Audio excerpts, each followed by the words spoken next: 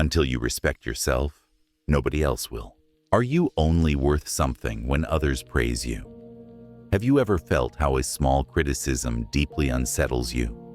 How you suddenly question everything just because someone didn't applaud? In a world full of likes, opinions, and ratings, many of us confuse validation with self-worth. We start defining our value based on what others see in us, and in doing so, we lose sight of what we feel ourselves. We construct an image of ourselves that matches the expectations of others, but doesn't reflect our inner self. We forget that we ourselves are the most important relationship of our lives. When we define ourselves by others' praise, we become dependent on constant approval. We allow ourselves to be rated, compared, judged, until at some point, we no longer know who we really are. In this externally controlled state, we not only lose our self-image, but also our self-confidence. But you're not alone, and you are not your performance. Maybe today is the moment to stop defining yourself by the outside and begin to see yourself. Because true worth doesn't arise from comparison, but from recognizing your uniqueness. You no longer need to achieve to be seen. You may simply be, and that is enough. Maybe this is the very moment when you begin to embrace your true self, with all that you are. What is true self-worth? Definitely stay tuned. The next section might change your view on self-worth forever. True self-worth means, I know who I am, even if no one sees it right now. William James once said, self-worth equals achievements divided by expectations. And Carl Jung added, who looks outside, dreams. Who looks inside, awakens. If you tie your self-worth to conditions, you'll never fully arrive. But if you start recognizing small successes, accepting mistakes, and developing compassion for yourself, a stable foundation will grow within you. Self-worth arises from repetition, not from one-time achievements. It's the daily decision to take yourself seriously, even if no one else does. Self-worth is not a rigid concept. It is changeable, flexible, and deeply human. It's not about always feeling great, but about not losing yourself in difficult moments. True self-worth is rooted in the ability to forgive yourself and keep going anyway. You are more than your mistakes. You are your whole being. Self-worth also means, I won't let myself be diminished anymore. I stand up for myself. I say yes to my values and no to what harms me.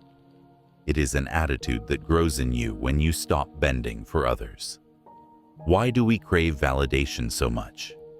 Even as children, we learn, be nice, be good, then you'll be loved. This creates an association. I'm only worth something if others validate me.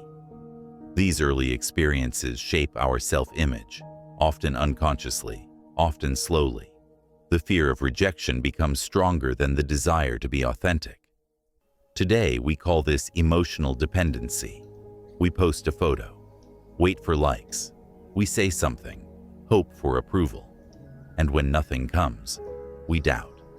Not the post, ourselves. The more we seek validation outside, the more we disconnect from the inside.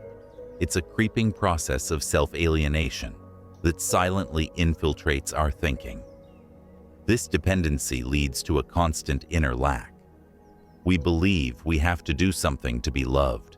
We unlearn that we are valuable simply because we exist, unconditionally. We live in a world where judgment has become a habit. But what if you no longer tied your value to applause, but to your truth? What if your self-image were shaped by your inner voice instead of comments? You get to decide whose voice you want to hear louder, the world's or your own. The invisible burden of conformity. You're about to learn why always saying yes drains you inside. This part will move you deeply. You smile when you don't feel like it. You nod, even though you're screaming no inside. This mask works, but it costs you energy, vitality, truth. And with each day, it becomes harder to wear. You wake up in the morning and feel empty, even though you did everything right. Carl Jung speaks of the shadow, the parts of us that we hide, but still control us. What we reject controls us. What we accept heals us. This shadow doesn't want to be suppressed. It wants to be understood. It shows you where you can grow and guides you back to yourself. Conformity often appears as a path to safety, but in truth, it's the silent loss of your authenticity.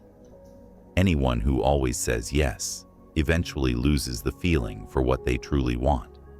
If you constantly conform, you lose connection to your inner compass.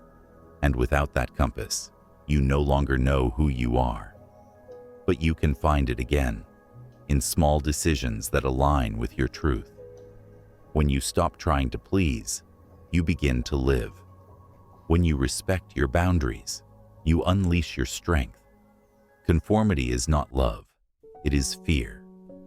Authenticity, on the other hand, is an act of courage. Every single day. Back to yourself. Practical steps.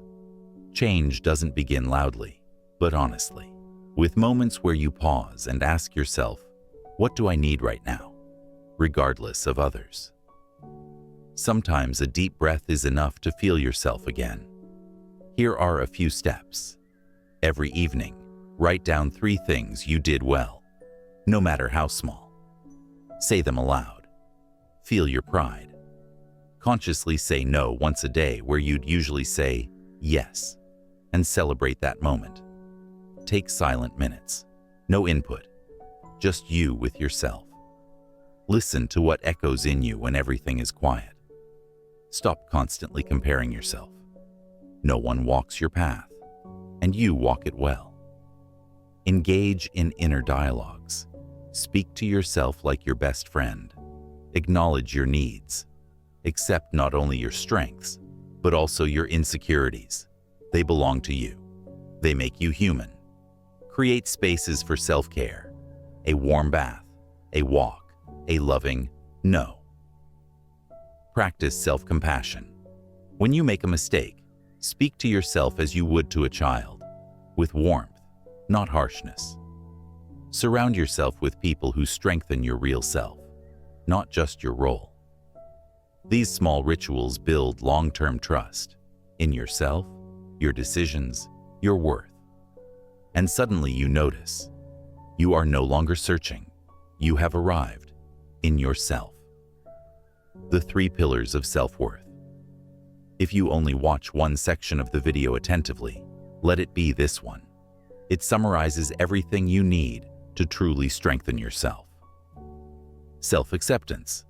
I am okay with everything I am. I don't have to prove anything to be valuable. I may exist, even without shining. Self-efficacy.